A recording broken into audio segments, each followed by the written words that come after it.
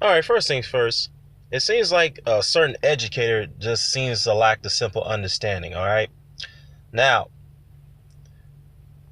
you imply. I'm gonna just get to it right now. Now, you implied that when I made a video titled "Where's the consistency?" hashtag fake boxing fans, you assumed that I took a shot at you. Why would you assume that, huh? I didn't mention your name because if I was taking a shot at you, I would have mentioned you, by a third person. All right. Now, you may have seen the comment on my video, which you just can't help to look at my videos for some reason. I don't know. And not Red Fox. Well, he is formerly Red Fox, the Fox Strikes. He commented on my video saying, "Are you taking a shot at RBF?" And I responded to that and say, "Who's RBF?" And then Fox replied, "Real boxing fans." And I replied back and said, "I never heard of that. So who are they?" And Fox didn't respond back to that. Okay.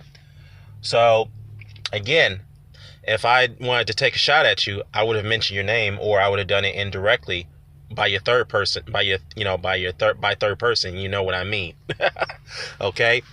Now, speaking of real boxing fans, if you claim to be a real boxing fan as you are, I've never seen any impartiality from you. Okay. Like, for example, where I've challenged you to criticize Gennady Golovkin for his inconsistencies like you do with other fighters that you don't like Deontay Wilder, for example.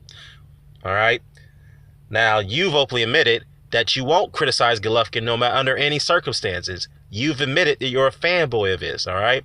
A real boxing fan won't go out of his way to justify a replacement by the name of Jaime Munguia against Gennady Golovkin on a pay-per-view bout.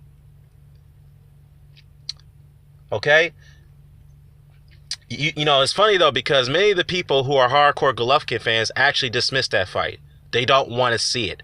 Okay? But I do understand, as far as the Golovkin situation is concerned, it's not his fault. I will give him the benefit of the doubt. But to take on a guy like that, who had literally no experience whatsoever, and the fact that the skill gap or the the experience between the two is so fast that the Nevada State Athletic Commission actually had to revoke that fight. They had to reject it. And you went out of your way to say, "Oh, that's a great fight. He's a great, great prospect." Exactly what win does Jaime Munguia has on world level that would consider him to be a great opponent for Golovkin? Now, a real boxing fan won't go out of his way to just justify a fucking padded record. A guy who has no experience. I never seen anything like that. Well, you know what? I take that back. A fanboy would do that. And that's what you are. Okay? Now, in that video, you mentioned something about Luis Ortiz. Why I mentioned that no other heavyweights calling out Luis Ortiz. You mentioned, well, because he just took a loss. Why would anybody want to call him out, first of all? Well, first of all, dummy, Luis Ortiz is still a top 5 heavyweight despite the loss. All right? And you also said that, well, he needs to fight his way back and get into the top position so that way he'll be in line for a title shot. I don't know if you lived in another Twilight Zone or something like that, because Luis Ortiz already did that before he fought Wilder. Okay? When he was actually climbing the rankings, when he was rated highly as number 1 by the WBA, it was rated number 3 worldwide as a number 3 heavyweight in the world. Okay, right behind Wilder and Joshua. At least a handful of fighters didn't want to fight him. Carlos Takam didn't want to fight him. Alexander Ustinov didn't want to fight him. Bermane Stiverne didn't want to fight him. Oh, yeah, let me get on Stiverne for a second, okay? Stiverne didn't want to fight. It was a blatant duck by Bermane Stiverne to the point that when the WBC had ordered Stiverne to fight Ortiz in the final title eliminator to become the mandatory challenger to Wilder's title, Stiverne immediately shot that down, went to the WBC to get them to scrap that fight. That's how bad of a duck that was. Oh, yeah, last but not least, Anthony Joshua, the unified heavyweight champion of the world, ducked Luis Ortiz. Oh, yeah, that's on record, okay? And let me tell you why. Because when Ortiz was the mandatory challenger to the WBA title, Ortiz wasn't going to wait for a shot because he was waiting for almost 2 years, okay?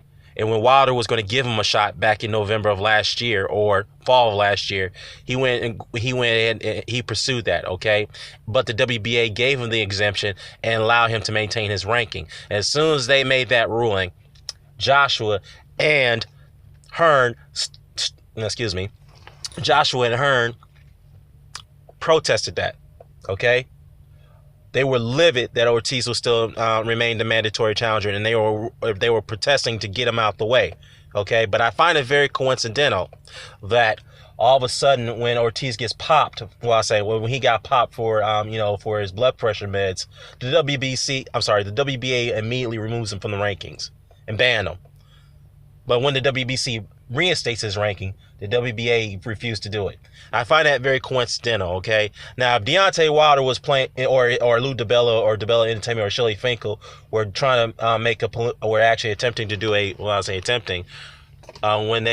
they have done a political maneuver like that to an opponent, yes, you guys would have been livid, okay? So that's exactly what happened, all right? So to say that if Ortiz would have fought his way back into position, he would get a title shot, no, that wouldn't happen. And by the way, Wilder gave him a shot voluntarily when he didn't have to do it. He could have went and made a sorry-ass defense and not give Ortiz a shot, but he did it anyway because he felt that he deserved it. He didn't need to be marginalized the way he was for the last few years, okay? He stepped up. But somehow, some way, he still gets criticized for that win. Yeah, okay. Whatever. But you mentioned Ben Umar too, so let me get to that. First of all, you call Ben Umar all these, call him a racist. Okay, first things first, Ben Umar is a bit of a nationalist, all right? And I've already told Ben Umar that, you know what, man, you need to keep that national shit off my channel, okay? And he respects me because he respects my platform, he respects my position, all right? He only says that to certain people that he don't like. Probably you. All right. And yet you went on to this Povetkin thing. You brought this up. All right, let's touch on Povetkin. You said that, well, Povetkin, this Meldonian case, which you didn't pronounce right, is called Meldonium. All right, Povetkin situation was quite unique, but at the same time it was very inconsistent. All right, there was no consistency in that situation.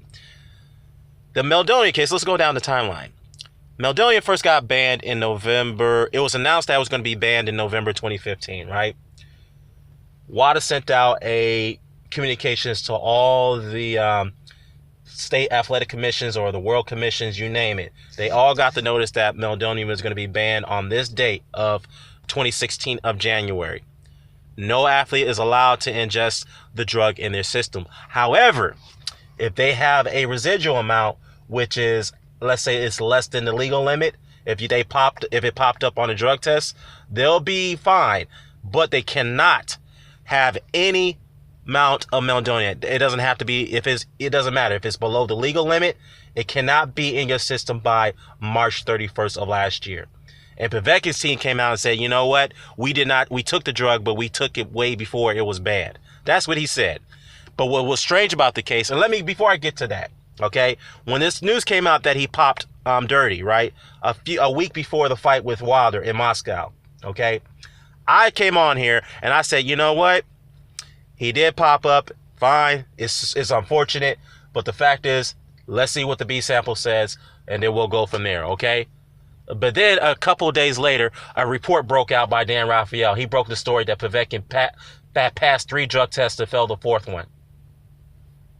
So how in the hell, if Povetkin's team claimed that this was a residual amount left over from the last time he ingested it, then how the hell did he pass 3 tests? Why didn't it show up on the last 3 results, but on the 4th one it did? And there's people who claim to be Meldonian experts or, chemist experts, you name it, right? They come out and say, well, it's, a residual amount is lingering in a certain part of a certain function of the body. This, that, and the third, but yet they couldn't give concrete answers on it. I was like, oh, exactly where does it go and how long does it stay there? No one can resolve that issue. Just like the WBC and WADA, they just couldn't figure out this situation, okay? Since they really didn't have no proof that Povetkin was lying, the only thing they could do is give him a slap of the wrist. Say, you know what? Here's the deal. Since this case is so complicated, we're going to fine you, which they did. They told Povetkin you have to pay out of pocket to partake in the clean boxing program. You're placed on a 1-year probation. Now, in the meantime, if there's any new findings that changes that, if there's any new findings in regards to Meldonium, then if it impacts you, they will more likely change our ruling. With that said, the WBC was still investigating Povetkin, and they only cleared him on a provisional basis to go ahead and proceed in their rankings as a champion, while the other sanctioning bodies removed him, and perhaps rightfully so they did. But at the same time, they should have slowly reinstated him if the WBC was able to do it. Kind of coincidental with the Ortiz situation. But anyways, let's proceed. A few months later, Povetkin pops up dirty again, this time for a different drug, Ostarine. Okay? And yet, during that time, I recall, since you want to get on Ben Umar, didn't you call black people, a bunch of black people, cockroaches? Yeah, you did. Where's Dog video? Remember that? Calling black people cockroaches? Calling Harry Tubman such an ugly, disfigured individual that she should be placed on the dollar bill? Yeah? Remember that?